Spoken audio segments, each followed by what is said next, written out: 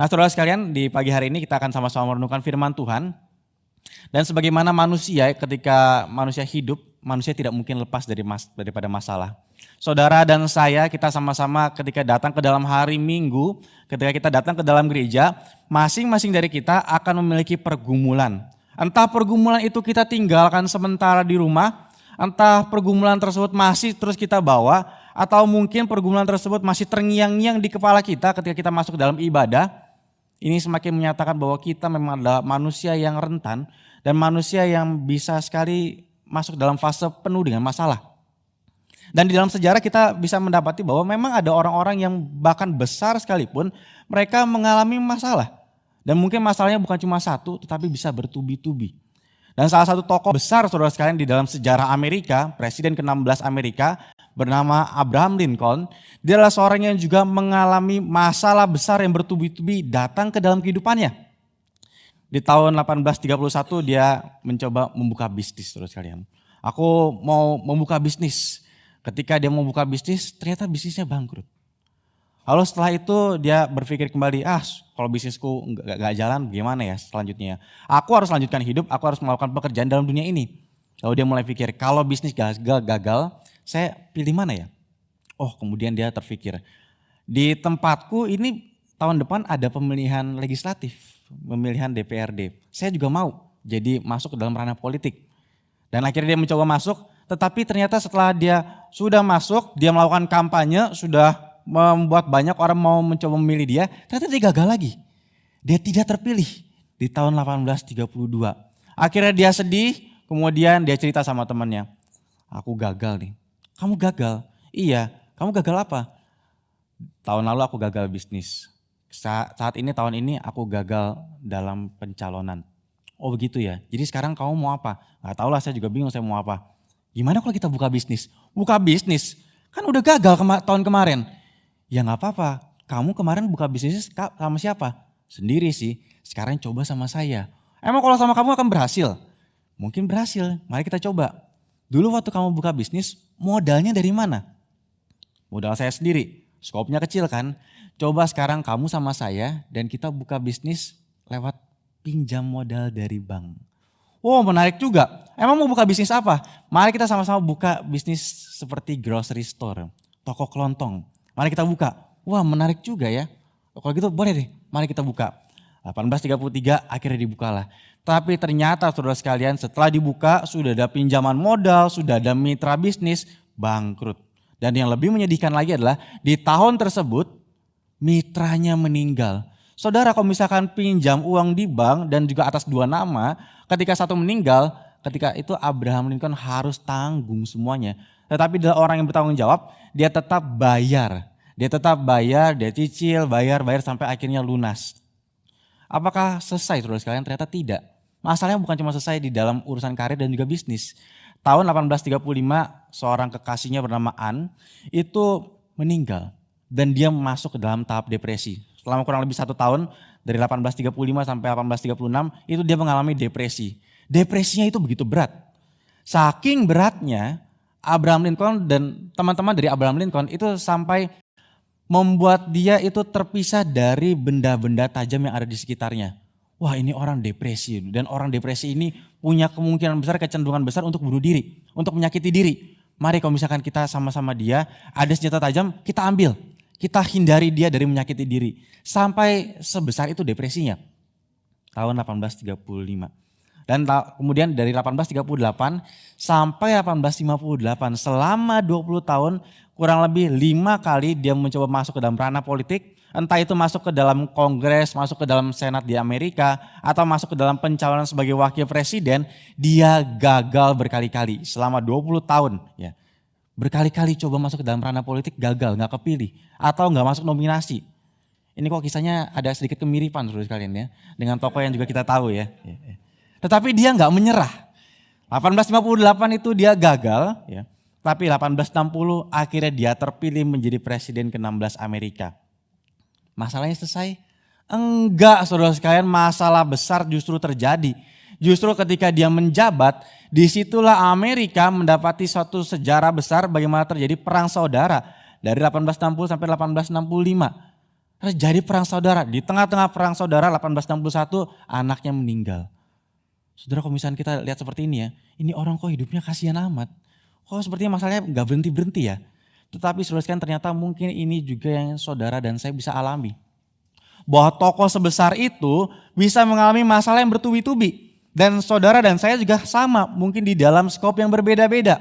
Entah saudara mungkin mengalami permasalahan di sekolah, di kampus, di tempat kerjamu, atau bahkan relasimu dengan teman kantor, relasimu dengan teman gereja, relasimu dengan keluargamu. Mungkin ada konflik yang kok berantem terus ya, kok gak selesai-selesai ya.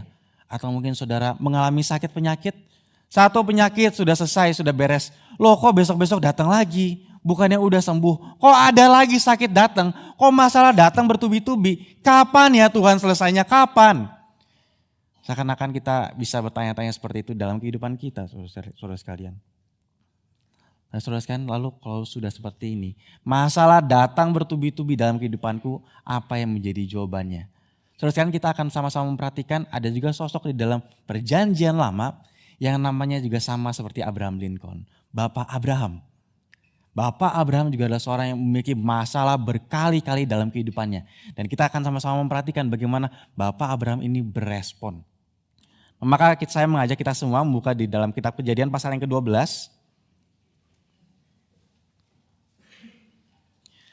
Kejadian pasal yang ke-12 kita akan bacakan dari ayat yang pertama sampai ayat yang ke-11. Saya akan membacakan ayat yang ganjil, saudara akan bacakan ayatnya yang genap. Kejadian pasal yang ke-12 dari ayat pertama sampai ke-11. Saya akan membacakan ayat yang ganjil dan saudara membacakan ayat yang genap. Saya akan bacakan terlebih dahulu. Berfirmanlah Tuhan kepada Abram, pergilah dari negerimu dan dari sanak saudaramu dan dari rumah bapamu ini ke negeri yang akan kutunjukkan kepadamu.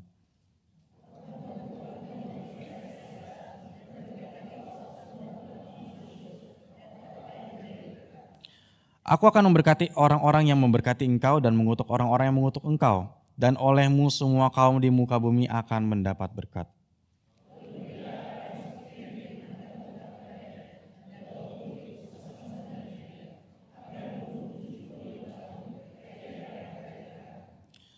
Abram membawa Sarai istrinya dan Lot anak saudaranya dan segala harta benda yang didapat mereka.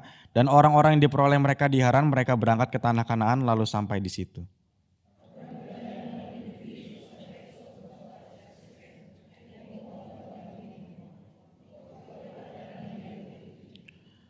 Ketika itu Tuhan menampakkan diri kepada Abram dan berfirman, aku akan memberikan negeri ini kepada keturunanmu. Maka didirikannya di situ mezbah bagi Tuhan yang telah menampakkan diri kepadanya.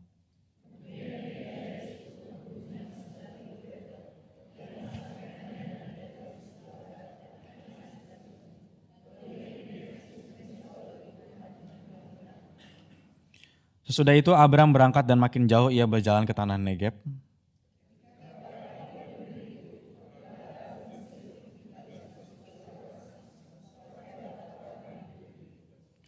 Pada waktu ia akan masuk ke Mesir, berkatalah ia kepada Sarai istrinya, memang aku tahu bahwa engkau adalah seorang perempuan yang cantik parasnya. Saudara sekalian, mari kita sama-sama tundukkan kepala, kita sudah membaca firman Tuhan. Mari kita sama-sama minta firman-Nya boleh menyentuh setiap kita. Mari kita sama-sama minta Tuhan agar memberikan firman yang boleh membentuk hati kita dan juga mentransformasi kehidupan kita. Mari kita sama-sama tundukkan kepala, kita berdoa. Tuhan Bapa dalam surga, kami adalah makhluk yang lemah, kami adalah makhluk yang seringkali lemah dalam iman kami dan juga dalam kekuatan kami mengikuti Engkau. Maka kuatkanlah kami ya Tuhan melalui firman-Mu yang Engkau akan bagikan di dalam pagi hari ini. Tuhan, kiranya Engkau boleh memberkati kami dan juga membuat kami boleh berpikir dengan baik, membuat arah hati kami tertuju kepadamu ya Tuhan, dengan kami mendapatkan firman dan juga hikmat bijaksana yang Engkau bagikan kepada kami. Biar kiranya kami pada pagi hari ini tidak datang ke dalam gereja ini dengan sia-sia ya Tuhan, tetapi kami justru mendapati kelimpahan firman-Mu dan kelimpahan segala berkat-Mu ya Tuhan, yang kami nikmati di dalam ibadah, di dalam segala alurnya, beserta juga dengan firman Tuhan dan juga kebersamaan beribadah bersama-sama dengan umat Tuhan di dalam gereja ini. Tuhan berkatilah setiap kami, Tuhan pimpinlah setiap kami Tuhan. Biarlah kami menjadi orang-orang yang boleh melihat betapa agungnya Engkau, betapa besarnya karyamu, betapa banyaknya jumlah pekerjaanmu yang kami boleh nanti-nantikan dan kami sudah alami. Dan kami bisa menghitungnya. Tuhan ajarlah kami Tuhan, dan kiranya Engkau juga boleh memimpin hamba-Mu ini Tuhan, dalam menyampaikan segala kebenaran firman Tuhan kepada para jemaat di tempat ini. Biar kiranya hamba-Mu ini boleh Engkau pakai dengan kuasa daripada Engkau, sehingga apa yang Engkau akan nyatakan kepada jemaat di tempat ini boleh tersampaikan dengan baik. Biar kiranya segala kelemahannya, segala keterbatasannya boleh Engkau yang tanggung Tuhan, sehingga segala berkat dari firman-Mu tidak tertahan ya Tuhan, tetapi boleh dibagikan secara limpah kepada setiap jemaat. Pimpinlah setiap kami ya Tuhan, dalam nama Tuhan Yesus kami berdoa. Amin. Saudara sekalian, Abraham juga adalah seorang yang sangat mengalami masalah yang bertubi-tubi dalam kehidupannya. Saudara, kita mendapati di dalam Kejadian pasal yang ke-12, ketika Abraham dipanggil oleh Tuhan, Abraham, pergilah ke satu tempat yang kujanjikan kepadamu. Saudara, maka ini ada satu masalah pertama yang Abraham akan alami. Tentang apa? Tentang perpindahan tempat. Saudara, yang namanya pindah tempat itu nggak mudah saudara sekalian. Ini bukannya artinya saya curhat karena pindah ke Pontianak saudara sekalian ya. Ya memang ada kesulitannya juga ketika pindah, harus perpindahkan barang, harus mempersiapkan tempat di sana. Tetapi ketika Abraham ini konteksnya beda sekali. Kalau saya pergi ke Pontianak itu masih cenderung nyaman saudara sekalian. Kenapa? Karena di situ adalah saya pindah dari satu kota, ya memang ibu kota. Kalau di Tangerang itu ibu kotanya Karawaci atau Gading Serpong saudara sekalian. Masih pindah ke Pontianak di mana di situ adalah ibu kota dari Kalimantan Barat. Dan tetap masih ada mall di sana, jalanan lebar di sana, apalagi ada makanan-makanan kuliner yang luar biasa enak di sana saudara sekalian. Jadi cenderung gak sebesar itu masalahnya. Tetapi kalau Abraham ini lain. Lainnya apa saudara sekalian? Lainnya adalah dia dari Tanah Ur, di mana itu adalah tempat begitu majunya peradaban. Lalu dia pindah harus ke tanah Kanaan, di mana sangat terbelakang sekali peradaban yang ada pada saat itu. Kalau kita bandingkan sekarang, ini seperti perpindahan dari New York ke Wonosobo, saudara sekalian. Saudara yang jangan-jangan di sini ada yang dari Wonosobo, saudara jangan tersinggung ya. Ini hanya sebagai ilustrasi ya. Dan kalau misalnya kita mau paralelkan, itu kan Abraham dapat Kanaan. Jadi anggapannya kalau kita mau paralelkan, Wonosobo mirip Kanaan, saudara sekalian. Nah saudara sekalian, ini dari New York, peradaban yang begitu tinggi, di mana di Mesopotamia bagian yang paling maju adalah Tanah Ur. Sudah ada sistem irigasi di sana pada saat itu. Di saat itu sudah ada hukum yang mengikat para masyarakatnya. Sudah kehidupan yang lebih teratur dibandingkan dengan tanah Kanaan. Lalu Abraham diminta oleh Tuhan pergi ke tanah Kanaan. Maka ada satu problematika yang akan dihadapi, yaitu tentang perpindahan tempat. Tapi ketika dia pindah tempat, bukan cuma sekedar tempat yang akan dia tuju yang bermasalah, yang sulit. Tetapi dalam perjalanan itu juga gak gampang. Ketika dia harus pergi saudara sekalian, maka dia harus meresikokan hidupnya, meresikokan tentang keluarganya, meresikokan karyawannya, meresikokan ternak-ternaknya, meresikokan banyak hal saudara sekalian. Di tengah perjalanan mungkin sekali ada perampok, di tengah perjalanan mungkin sekali melewati padang gurun dan juga akhirnya menghadapi kesusahan. Maka ini masalah itu begitu besar yang dialami oleh Abraham ketika dia mendapatkan panggilan Tuhan. Saudara, kemudian selain itu kita juga dapati lagi ada satu permasalahan. Janji Tuhan tentang keturunan. Saudara sekalian, ini dia dapat janji ini kapan saudara sekalian? Ini bukan diberikan janjinya kepada pasangan muda. Bukan saudara sekalian, ini bukan janji Tuhan kepada seorang yang baru menikah, bukan. Ini sudah mungkin sekitar 40 tahun dia menikah dengan Sarah. Lalu kemudian Tuhan janjikan kamu akan mendapatkan keturunan. Sebagai Abraham mungkin sekali dia akan berkata dalam hati, gimana caranya saya udah usaha bertahun-tahun gak dapet. Kok Tuhan janjikan sekarang? Ya mungkin karena Tuhan yang janjikan nanti akan dapat. Tapi saya sudah usaha bertahun-tahun gak dapat. Gak bisa punya anak saudara sekalian. Dan isu gak punya anak ini bukan cuma sekedar keresahan di hati saja karena saya gak bisa punya. Tapi ini menjadi isu sosial dan lebih besar lagi dalam konteks pada saat itu. Dimana kalau gak punya anak, nanti kalau tua siapa yang rawat? Kalau sekarang sih lebih aman saudara sekalian, ada banyak kemudahan yang bisa dimiliki oleh orang tua sekalipun gak ada anak. Kalau sekarang itu masih lebih mudah. Tapi kalau di zaman dulu ini lebih susah lagi. Maka masalah itu yang dimiliki oleh Abraham sangat banyak. Tapi Abraham tetap taat, tetap menjalaninya. Menarik ya, baik Abraham Lincoln maupun Abraham di dalam Alkitab itu mengalami masalah bertubi-tubi. Saudara di sini ada yang namanya Abraham? Bersyukur kalau misalkan di GRI Karawaci saya rasanya tidak terlalu banyak bertemu dengan orang yang namanya Abraham, saudara sekalian. Ini bukan berarti Abraham pasti banyak masalah, saudara sekalian, bukan ya. Saudara sekalian, di sini kita mendapati ada Abraham yang mendapati masalah ketika dapat janji Tuhan. Ketika dia betul-betul berjalan, faktanya betul-betul terjadi banyak kesulitan. Kita dapati saudara sekalian ketika dia berjalan, memang di fase awal itu nggak ada masalah. Tapi ketika mendarat di tanah Kanaan, terjadi apa? Bencana kelaparan.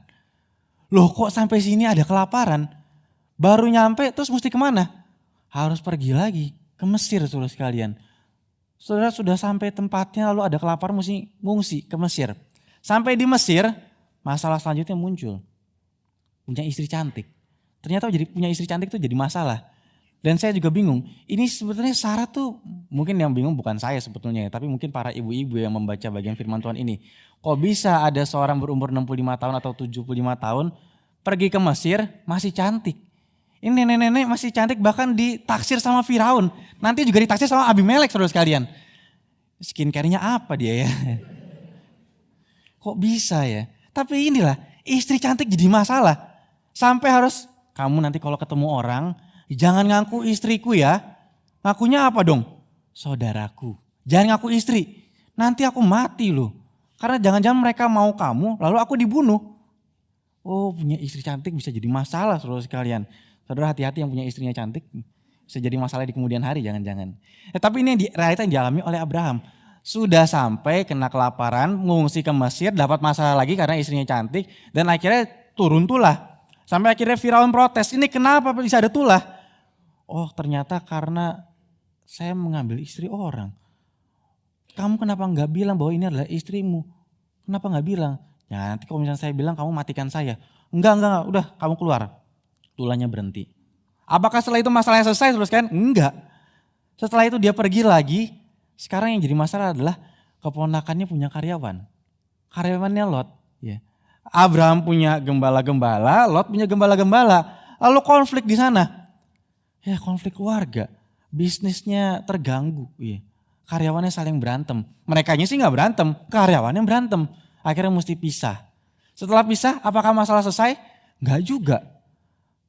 Setelah berapa lama kemudian ada seorang berlari-lari kepada Abraham. Bapak Abraham. Iya kenapa? Kamu kenapa? Kamu siapa? Saya ini pengikutnya Lot.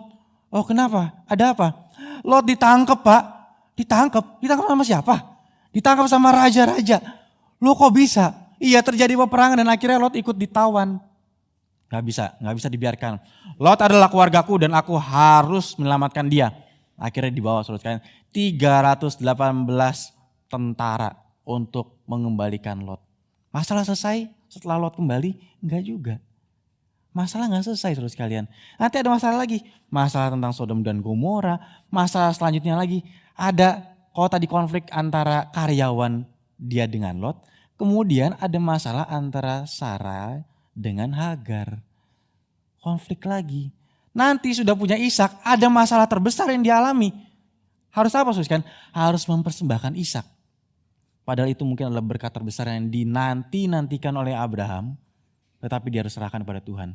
Maka disinilah kita mendapati ada seorang sosok bernama Abraham yang berkali-kali bertubi-tubi dalam kehidupannya menghadapi masalah. Lalu kemudian bagaimana Abraham ini meresponi masalah saudara sekalian? Saudara sekalian di dalam Kejadian pasal yang ke-24, maka kita akan mendapati Abraham adalah orang yang tahu mengucap syukur pada Tuhan.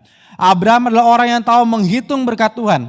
Ketika di dalam perjalanan kita mendapati ketika kita sudah baca bagian tadi, Abraham mendirikan mezbah ketika bertemu dengan Tuhan.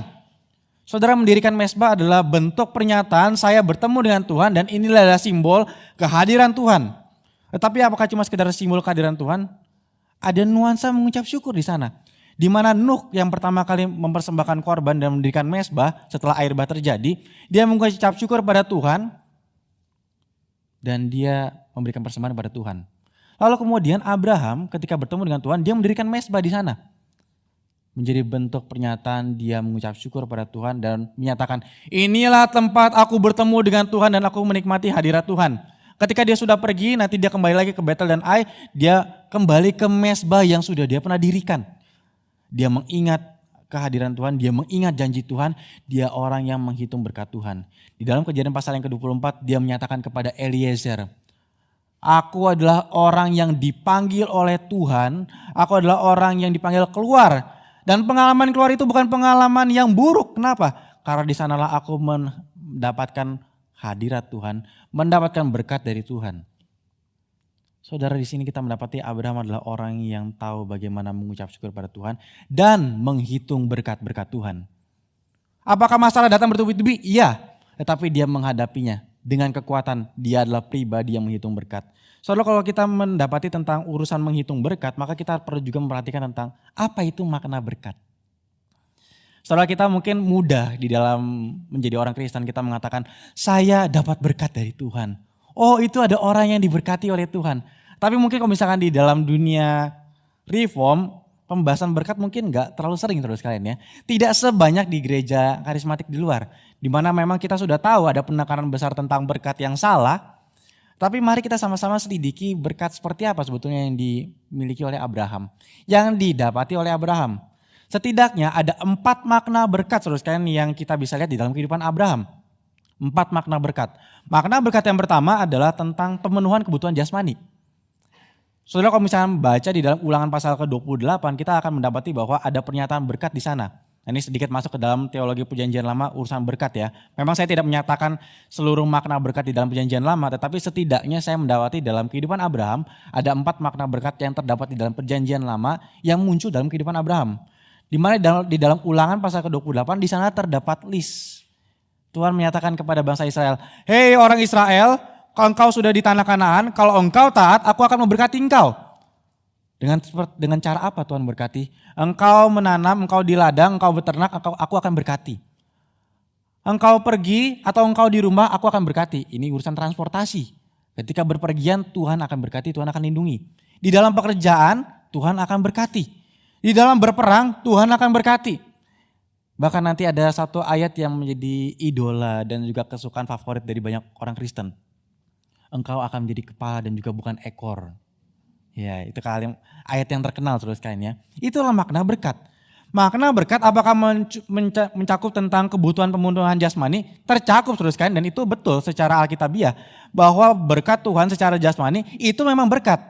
Nah, kita tidak jatuh ke dalam ekstrim, oh ngomongin berkat jasmani dari Tuhan itu kan gereja karismatik. Gereja reform gak ngomong itu dong. Gak bisa seperti itu juga saudara sekalian. Kita tidak mengeliminasinya, kita tidak meniadakannya. Itu juga berkat Tuhan yang Tuhan nyatakan bagi kita. Baik gaji yang saudara bisa miliki, profit bisnis yang saudara bisa dapatkan. Lalu kok saudara ketika masuk ke dalam dunia bisnis kemudian saudara sukses. Lalu saudara bekerja, kemudian apa yang saudara kerjakan itu berhasil, itu adalah berkat Tuhan. Itu adalah berkat Tuhan. Dan disinilah Abraham juga dapati. Abraham itu adalah orang kaya saudara sekalian, dan ini adalah karena berkat Tuhan. Dia punya 318 karyawan dan juga punya banyak sekali ternak, itu karena dia diberkati oleh Tuhan. Maka ini makna yang pertama, pemenuhan kebutuhan jasmani. Tetapi kan kesalahan orang Kristen adalah berhenti di makna satu ini, padahal masih ada 3 makna lain nih saudara sekalian. Makna yang kedua itu apa? Makna yang kedua adalah tentang kemampuan berfungsi. Di mana dalam Kejadian pasal yang pertama, ayat ke-28, kita mendapati setelah Tuhan memberkati Adam dan Hawa, aku berfirman kepadamu, aku memberkati engkau dan hendaklah engkau beranak cucu dan juga bertambah banyak. Saudara, beranak cucu dan juga bertambah banyak dan juga penuhi bumi, kuasai taklukkan bumi. Ini merupakan bagian dari mandat yang dimiliki oleh manusia. Beranak cucu dan juga menaklukkan bumi. Dan ini adalah bagaimana manusia itu berfungsi. Apa makna berfungsi di dalam menaklukkan bumi di dalam dunia sekarang? Ketika saudara memahami bagaimana ilmu pengetahuan itu bisa dikerjakan. Mempelajari ilmu pengetahuan kemudian mengaplikasikannya. Bisa menemukan bagaimana menaklukkan virus-virus dan juga bakteri-bakteri. Itu bentuk menaklukkan bumi. Bagaimana saya bisa melampaui keterbatasan komunikasi. Saya bisa melampaui keterbatasan jarak dengan teknologi yang ada. Itu adalah bentuk dari kita menguasai bumi. Dan itu adalah kemampuan berfungsi. Dan ketika kemampuan berfungsi itu bisa dijalankan oleh saudara dan saya, kita adalah orang yang diberkati oleh Tuhan. Ketika saudara juga bisa berfungsi sebagai manusia untuk beranak cucu, itu juga adalah berkat dari Tuhan. Apakah Abraham mendapatkan ini? Tentu dia mendapatkan. Sebelumnya dia gak bisa dapatkan? tetapi akhirnya dia mendapatkan anak. Dan dia bisa beranak cucu dan jadi bangsa yang besar. Apakah dia bisa menaklukkan? Ada unsur penaklukan yang dilakukan. Dia berperang menang. Dan dia juga bisa mengatur. 318 tentara itu diatur. Dan saudara 318 ini kan tentara orang laki-laki ya. Nah, kemungkinan besar mereka itu sudah berkeluarga. Maka total populasi di bawah Abraham itu mungkin 1000-an. Ketika dia pergi terus sekalian, ketika dia berkelana itu 1000-an orang. Bukan cuma satu keluarga kecil dari Abraham, bukan. Tetapi ini satu koloni yang besar. Dan Tuhan memberkati dengan kemampuan berfungsi pada Abraham. Ini makna yang kedua. Makna yang ketiga, menjadi berkat. Abraham dipanggil oleh Tuhan, engkau akan besar dan engkau akan menjadi berkat bagi bangsa yang lain. Keturunanmu akan menjadi berkat. Memang pengenapannya kita dapatin nanti di dalam Kristus, saudara sekalian. Tetapi di sini sudah ada janji dari Tuhan bahwa engkau akan menjadi berkat. Apa makna berkat yang ketiga? Ketika kita menjadi berkat bagi orang lain, itu adalah berkat. Tetapi kan mungkin kita lebih sering menerima daripada memberi, saudara sekalian. Padahal di dalam Alkitab menyatakan bahwa berbahagialah orang yang memberi daripada menerima. Saudara, faktanya ketika kita memberi ada sukacita di sana. Ada berkat Tuhan yang Tuhan nyatakan di sana. Ketika aku bisa membagi berkatku bagi orang lain, itu adalah berkat dari Tuhan. Maka daripada itu Tuhan berkata kepada Kain, hei Kain, kenapa mukamu muram? Bukankah mukamu akan berseri kalau engkau berbuat baik? Saudara, yang namanya berbuat baik itu kan juga harus ada objeknya ya. Pak Adam itu misalkan saudara sekalian ya, jangan Pak Adam deh, saya terlalu narsis nanti. Misalkan ya, Pak Penatua Yohan ini baik loh. Saudara kan tanya, baiknya kenapa Pak? Oh, baiknya adalah karena dia adalah seorang yang sangat setia melayani. Sangat setia dalam menjadi guru sekolah minggu bagi anak-anak. Jadi ada tindakannya, ada predikatnya, ada objeknya. Baik itu kan ada tindakannya saudara sekalian. Ada memberi berkatnya. Dan ketika melakukan hal tersebut, muka berseri-seri, happy. Kenapa? Karena menjadi berkat. Makna yang ketiga tentang berkat yang dimiliki oleh Abraham. Dia menjadi berkat bagi orang lain, dia mendapat berkat. Makna yang keempat yang kita dapati dalam kehidupan Abraham. Perkenanan Tuhan dan juga hadirat Tuhan. Saudara, di dalam perjanjian lama, urusan berkat, saudara dan saya mengalami seharusnya setiap minggu. Di mana di dalam bagian akhir ibadah, kita sama-sama akan mendapati doa berkat. Tuhan menyinari engkau dan juga memberkati engkau. Tuhan menghadapkan wajahnya kepadamu dan memberikan engkau kasih karunia.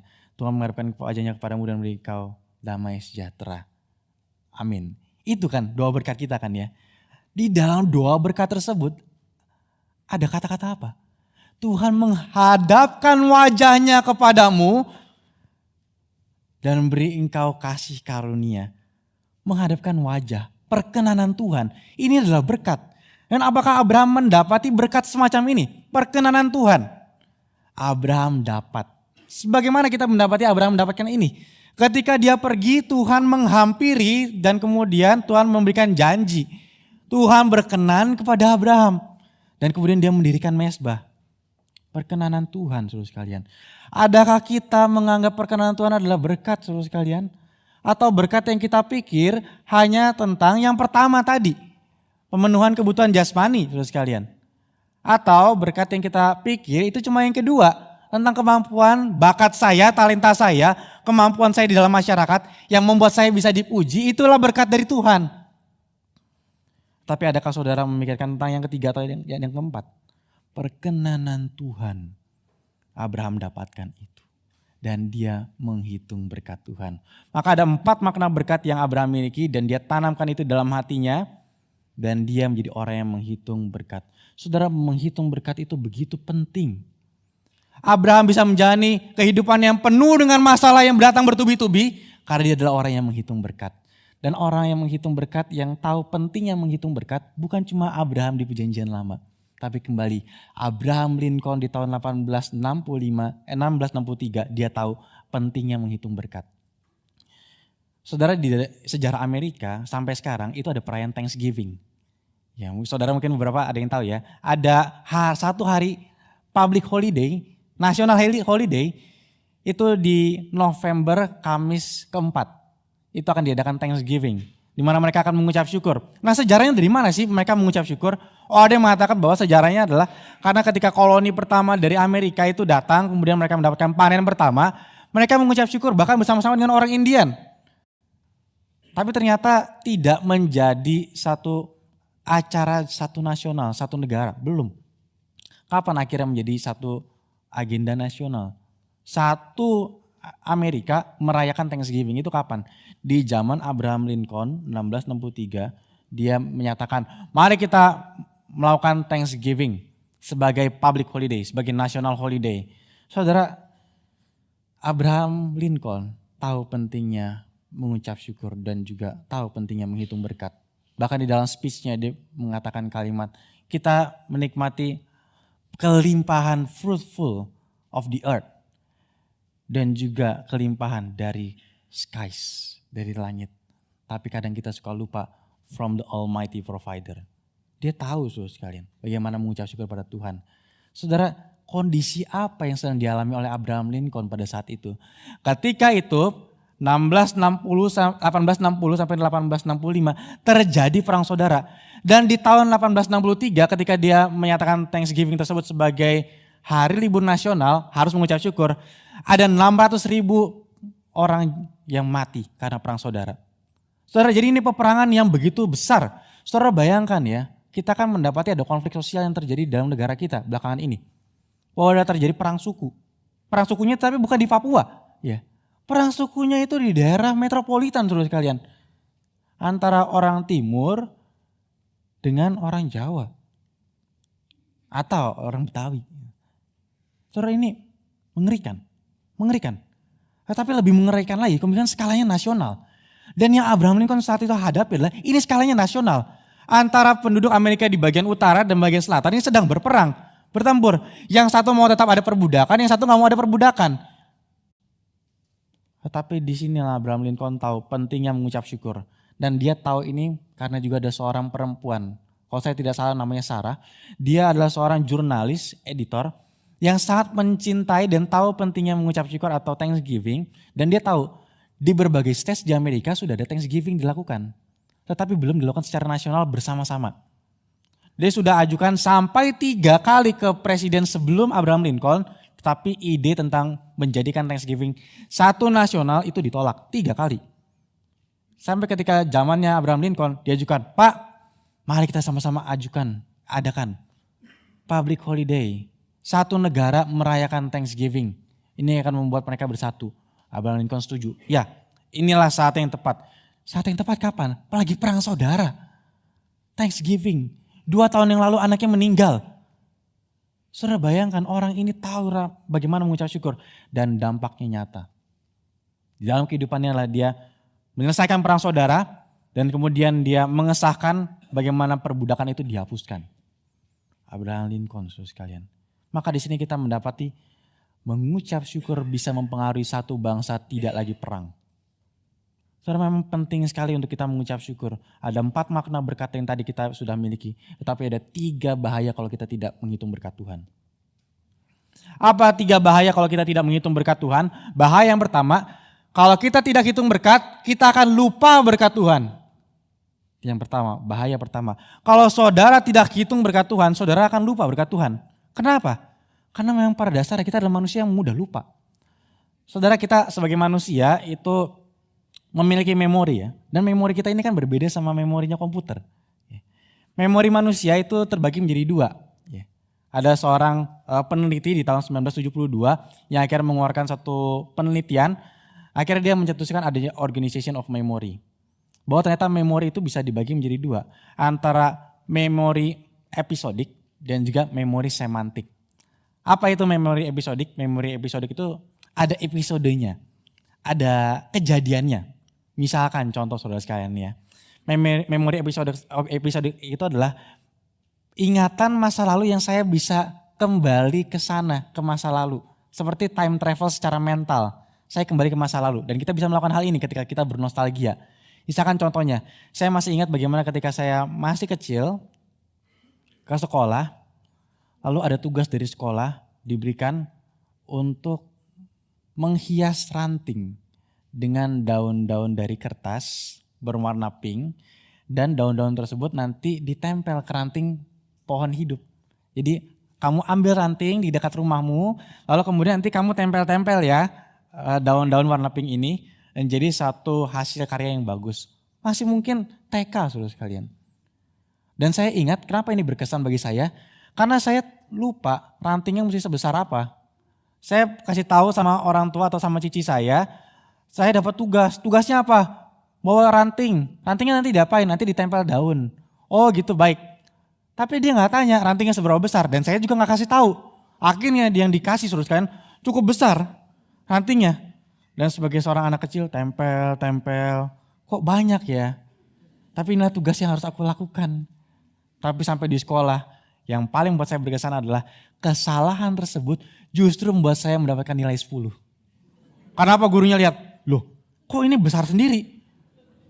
Yang lain, anak yang lain bawahnya kecil-kecil dikit-dikit rantingnya loh. Kok yang ini besar? Dan ternyata indah yang besar itu saudara sekalian. Dan saya dapatkan nilai 10 di situ. Wah saya langsung ingat, sampai sekarang saya masih ingat. Itulah memori episodik. Ya. Saya bisa kembali ke masa lalu, masih ingat bentuk rantingnya seperti apa. Masih ingat saudara, karena ini berkesan. Jadi ada kejadiannya, itulah memori episodik. Bedanya apa sama memori semantik?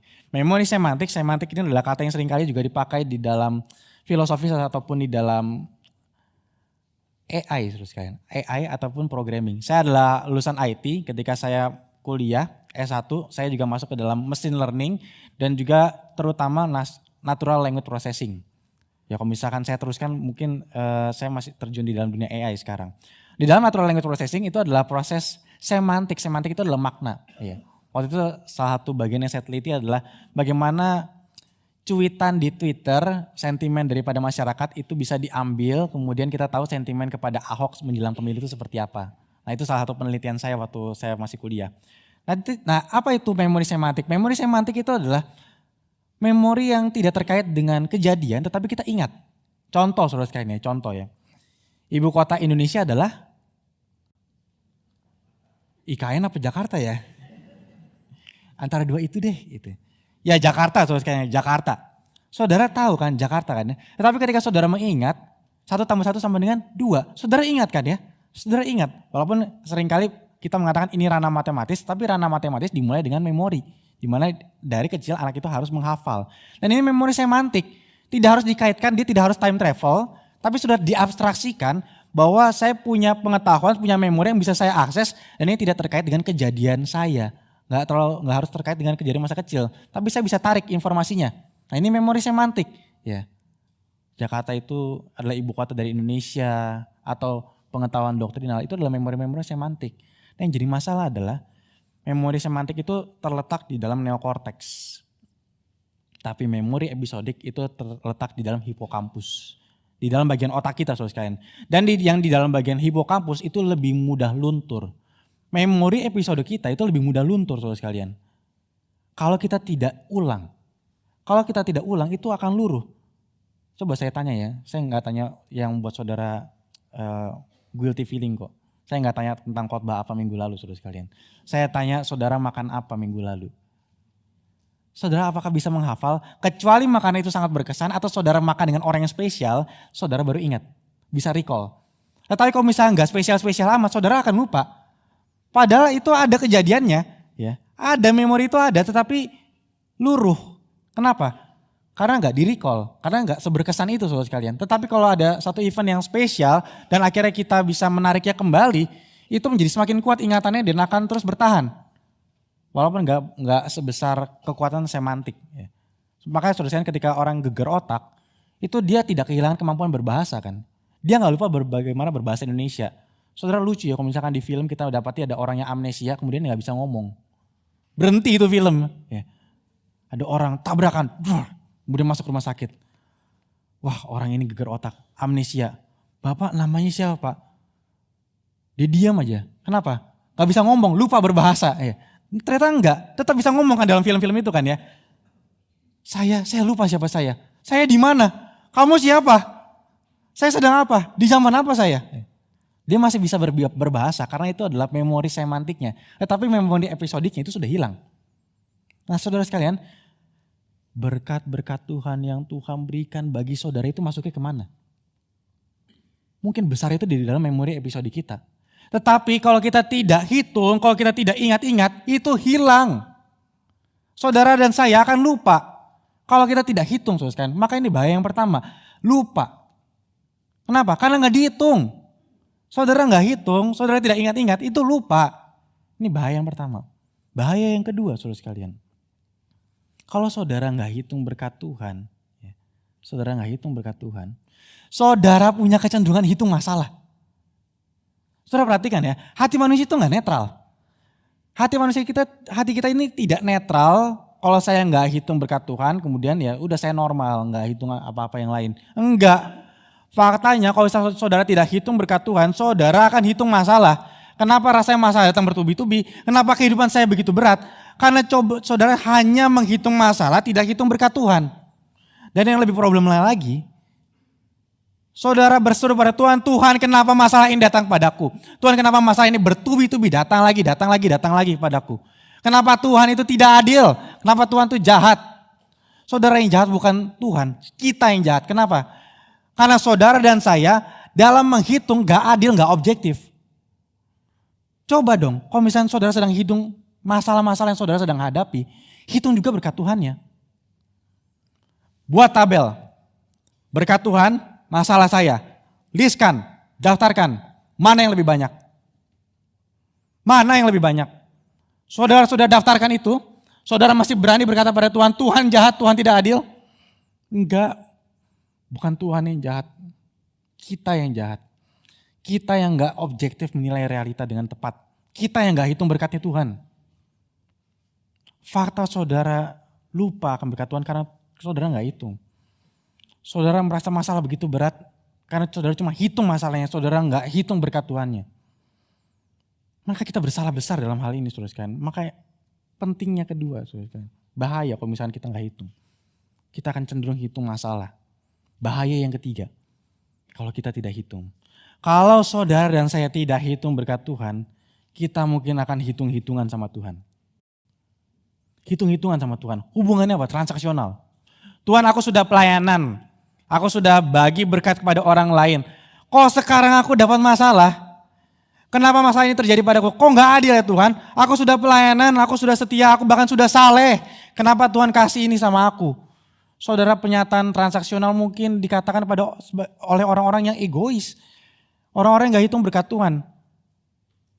Saudara, orang yang gak kenal Tuhan, orang yang gak pernah hitung berkat Tuhan, gak tahu karakter Tuhan seperti apa, gak tahu karya Tuhan dalam sejarah dan dalam kehidupannya seperti apa, akan hitung-hitungan sama Tuhan. Saya punya teman dan dia pernah cerita ya, wah dulu saya punya teman Dam, waktu di SD, bandelnya bukan main. Dia suka bully orang, dia merasa paling berkuasa karena badannya besar. Jadi dia bisa bully anak-anak yang kecil, pada sepantaran sama dia. Wah nakal dia, tapi satu kali saya ketemu lagi sama dia. Ketemunya bukan di tempat yang besar, ketemunya di mana? Di tempat parkir. Di tempat parkir abis makan? Bukan. Lalu lagi ngapain? Dia lagi jadi tukang parkir. Oh jadi orang bandel tersebut jadi tukang parkir sekarang? Iya. Lalu akhirnya bercakap-cakap. Ketemu ya. Kamu dia kan? Kamu temanku kan ya? Iya. Kamu kok di sini? Kamu ngapain di sini? Abis makan? Enggak. Enggak ngapain? Jadi tukang parkir. Oh jadi tukang parkir. Oh udah berapa lama? Ya kira-kira setahun lah jadi tukang parkir. Oh, kamu sekarang kesibukannya apa? Sekarang saya belum banyak kerjaan, saya masih aktif pelayanan di gereja. Oh pelayanan di gereja ya? Ya baguslah, hitung-hitung bantu Tuhan. Hitung-hitung bantu Tuhan? Tuhan perlu dibantu? Ngaco ini orang ngomongnya. Kenapa pernyataan itu bisa keluar saudara sekalian? Karena orang ini gak kenal Tuhan. Karena orang ini tidak tahu bagaimana menghitung berkat-berkat Tuhan. Jadi bahaya yang ketiga saudara sekalian, tentang tidak menghitung berkat. Orang manusia akan hitung-hitungan dengan Tuhan. Dan saudara dan saya, kita sama-sama bisa menjadi orang yang menghitung berkat Tuhan. Dan tapi kemudian kita hitung-hitung juga sama Tuhan. Karena kita gak menghitung berkat Tuhan dengan benar. 3 bahaya. Tetapi saudara sekalian, di dalam 3 bahaya ini kalau kita tidak lakukan, ada 2 signifikansi besar kalau kita lakukan. Apa dua signifikansi besar kalau kita lakukan? Saudara, kalau misalnya saudara hitung berkat Tuhan, imanmu akan dikuatkan. Imanmu akan dikuatkan. Sekali lagi ya, saudara kalau misalnya hitung berkat Tuhan, saudara imannya akan dikuatkan. Saudara akan semakin yakin mau bersandar sama Tuhan. Saudara kalau terbang ke Pontianak, ini beberapa hamba Tuhan tuh ada yang tahu ya. Kita tahu kalau terbang ke Pontianak itu ada satu maskapai yang paling dapat diandalkan. Kalau pilih yang ini nggak mungkin telat. Saya nggak sebut nanti promosi ya. Ada satu maskapai, kalau pilih yang ini nggak bakal telat. Dan sedikit masalahnya adalah maskapai ini cuma sekali penerbangannya. Jadi ada plus minusnya ya. Cuma sekali, tapi yang sekali ini nggak mungkin telat. Nggak mungkin delay.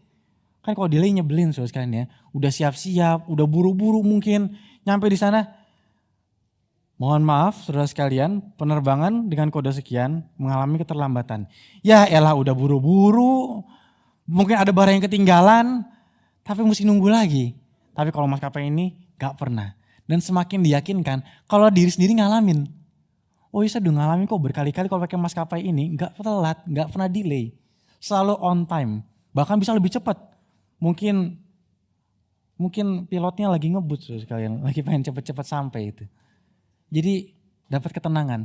Tapi kalau maskapai yang lain itu bisa delay. Tapi rasa aman ini, rasa dapat diandalkan ini maskapai ini semakin kuat karena apa? Karena ada repetisi keamanan.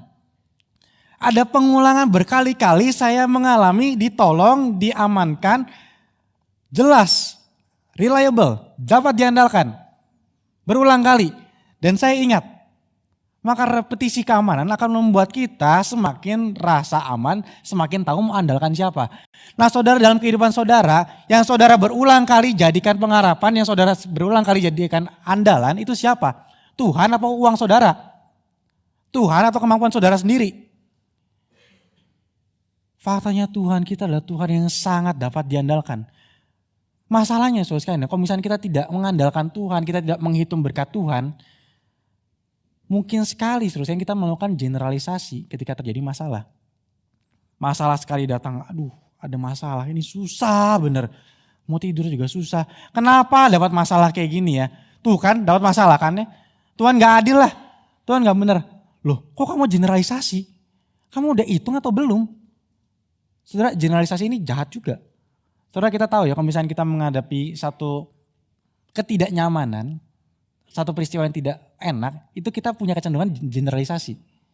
Saudara kalau ketemu satu tempat makan, pertama kali coba, langsung gak enak, saudara mau cobain lagi gak ke tempat tersebut? Padahal yang cobain ya, misalkan ya saudara datang ke tempat satu restoran, yang saudara cobain nasi goreng. Udah makan, kok nasi gorengnya nasinya lembek begini ya? Nasi goreng kan enaknya berasnya perak ya sukain ya. Ya saya dikit-dikit tahu, bisa membedakan kualitas nasi goreng. Tapi saudara langsung menghakimi, udahlah makan di sini nggak enak. Padahal yang dicobain baru cuma menu nasi goreng, saudara belum cobain menu-menu yang lain. Sudah lakukan generalisasi. Padahal kalau secara objektif ini kan nggak benar ya. Tapi kita sudah dapat kesan impresinya nggak bagus dari pertama. Udahlah nggak usah lagi lah ke sana. Begitu juga saudara lakukan kepada Tuhan mungkin. Tuh kan saya sudah percaya pada Tuhan, saya sudah melayani Tuhan, kok tetap dapat masalah? Tuhan jahat kan, Tuhan gak bisa diandelin. Udah andelin aja yang lain. Salah, salah. Maka kembali, kalau kita semakin menghitung berkat Tuhan, kita tidak akan melakukan generalisasi. Saudara kita kan sebagai orang GRI juga gak suka digeneralisasi kan ya. Generalisasi apa? Stereotip apa? GRI itu dingin. Ya mungkin untuk beberapa ruangan memang agak dingin saudara sekalian. Tapi kan orang-orangnya gak harus semuanya dingin. Bahkan andai kata satu kali saudara datang, ketemu GRI, masuk, lalu kemudian tidak disambut dengan ramah, ya oke saudara boleh protes, gak nyaman, tapi bukan berarti saudara langsung pergi kan ya. Oke mungkin dalam satu kali mendengar, khotbahnya gak langsung saudara mengerti oke, tapi bukan berarti langsung first impression menyatakan semuanya, enggak. Maka perlu menghitung berkat Tuhan, ini semakin menyatakan kelimpahan Tuhan dan juga realita yang lebih objektif. Dua signifikansi, yang pertama, semakin menghitung berkat Tuhan, semakin iman kita diandalkan. Semakin iman kita kuat dan Tuhan bisa diandalkan. Signifikansi yang kedua saudara sekalian, semakin saudara hitung berkat Tuhan, saudara akan semakin mau jadi berkat bagi orang lain. Sekali lagi ya, saudara hitung berkat Tuhan, Semakin saudara hitung, semakin saudara menjadi berkat. Kenapa? Ketika saudara hitung, loh ternyata banyak ya yang saya dapat dari Tuhan ya. Ini pengalaman indah saya bersama Gary Karawaci. Ketika ada sebagai hamba Tuhan di Gary Karawaci, itu tidak akan kekurangan saudara sekalian. Puji Tuhan, saya tidak menambah berat badan terlalu banyak di tempat ini. Walaupun anugerah makanan yang berlimpah itu begitu besar. Saudara, Karawaci ini mirip Kanaan. Berlimpah madu dan susunya. Terutama di musim-musim tertentu saudara sekalian.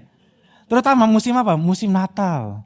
Berbahagialah mahasiswa praktek yang mengalami Natal di Gary Karawaci saudara sekalian. Saudara, ketika Natal hamba Tuhan, itu kan ada banyak jemaat yang bisa kasih bingkisan, lalu kasih kue-kue kering ya. Satu kali saudara sekalian, pulang ke rumah udah bawa tentengan. Wah ini ada kue kering, bagusnya dimasukin kemana nih? Biar rapi, biar awet masukin kulkas. Kue masukin kulkas, kue kering masukin kulkas, masuk kulkas. Satu kali udah dapat lagi, buka kulkas, loh kok penuh. Saudara, saya dikontrakan itu cuma berdua sama mama saya, mulutnya cuma 2, toples nastarnya ada 4. Ini ngabisinnya gimana saudara kalian? Gimana cara habisinnya? Kan dihitung ya. Apalagi kemudian dikeluarin lagi di kulkas, ada 1 kue lapis. Saudara, manusia cuma 2, kue lapisnya 1 kotak besar. Gimana ngabisinnya ini? Implikasi logisnya apa? Bagi kan. Kasih orang kan ya. Kalau nggak dikasih orang kan basi. Setelah hitung saya harus bagi. Masalahnya kita hitung atau enggak. Mungkin hati kita yang sempit, hati kita yang pelit karena apa? Karena kita nggak ngitung. Cuma ngumpulin. Tapi nggak pernah hitung, saya tuh udah cukup atau belum. 2 signifikansi ini saudara sekalian. Yang pertama, hitung berkat Tuhan, semakin iman kita kuat berharap bersandar pada Tuhan. Semakin hitung berkat Tuhan, semakin tahu saya punya banyak, saya harus bagi orang lain. Semakin hitung saya harus jadi berkat bagi orang lain. 4 makna, ada 3 bahaya, ada 2 signifikansi. Tetapi ada 1 saudara sekalian yang mustahil. Mustahil apa? 1 kemustahilan di dalam menghitung berkat Tuhan. Menghitung apa? Menghitung berkat Tuhan tanpa Kristus. Saudara sekalian, kita sama-sama sudah merenungkan tentang berkat yang didapatkan dari Tuhan kepada Abraham. Ada makna dari berkat yang didapati oleh Abraham. Ada 4 makna tersebut.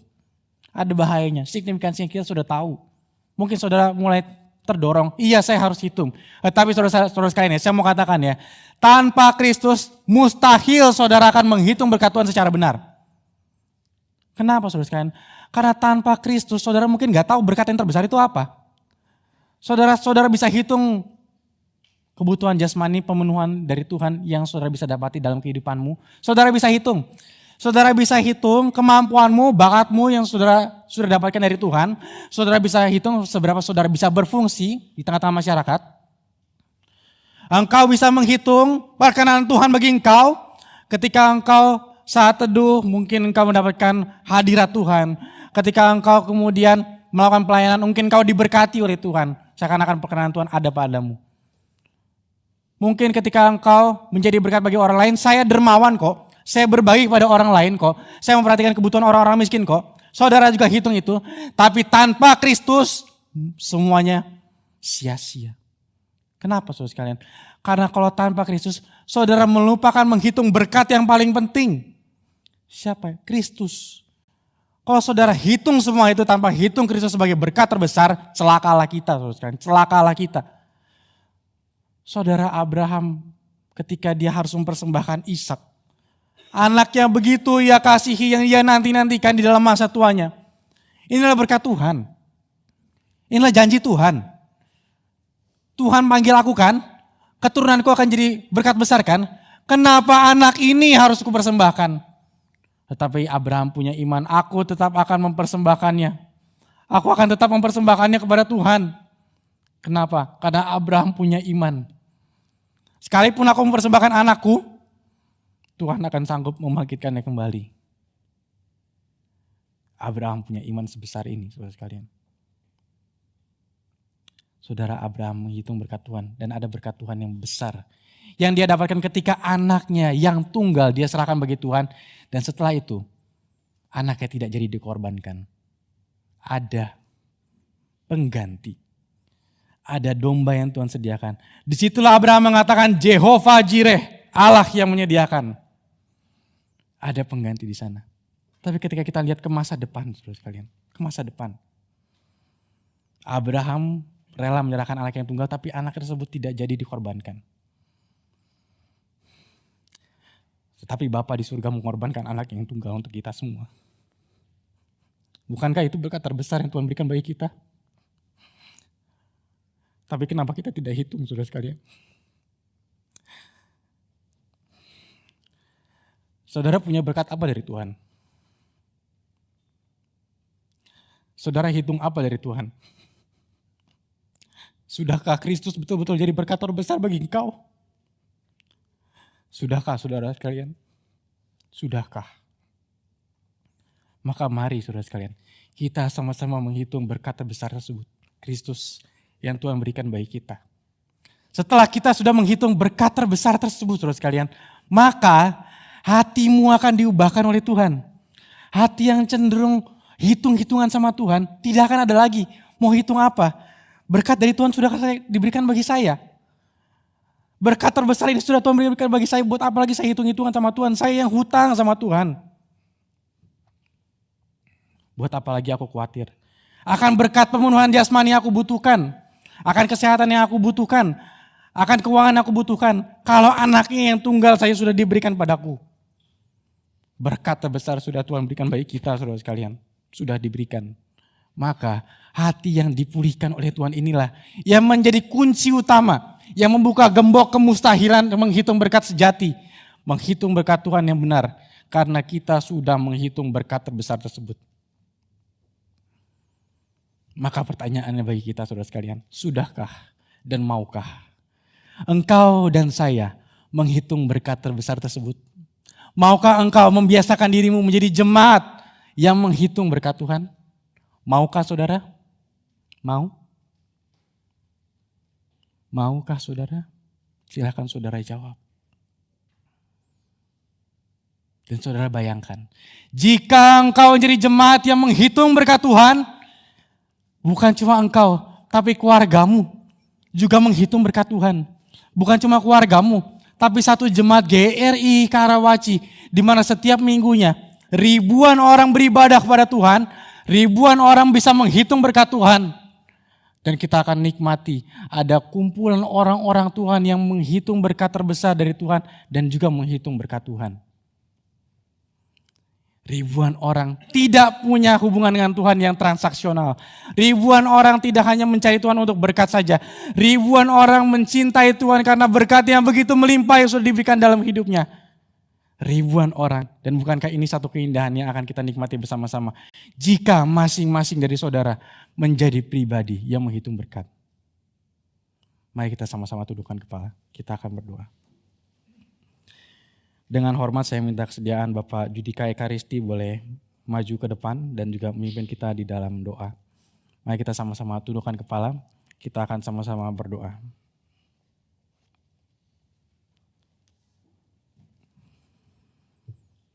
Tuhan, terima kasih untuk firman yang sudah boleh mengingatkan kami kembali tentang betapa besarnya berkat yang Tuhan telah berikan kepada kami. Kami sekarang boleh yakin dan percaya bahwa tidak ada lagi yang engkau tahan, yang tidak engkau atau belum engkau berikan kepada kami. Kalau anakmu yang tunggal saja sudah engkau berikan kepada kami, apalagi yang engkau tahan. Kami sudah menerima semua yang terbaik dari Tuhan. Tolong kami ya Tuhan untuk boleh berubah sikap hati, tidak mencurigai kebaikan Tuhan. Tidak mencurigai bahwa Tuhan kurang baik terhadap kami. Ketika kami menghadapi masalah-masalah di dalam kehidupan kami tidak mencurigai Tuhan kurang baik terhadap kami. Terima kasih ya Tuhan untuk Yesus Kristus yang Tuhan sudah berikan bagi kami. Kami mengucap syukur dan berterima kasih untuk firman yang sudah boleh mengingatkan kami, membawa kami kembali ke dalam perenungan ini. Di dalam nama Tuhan kami Yesus Kristus kami berdoa. Amin.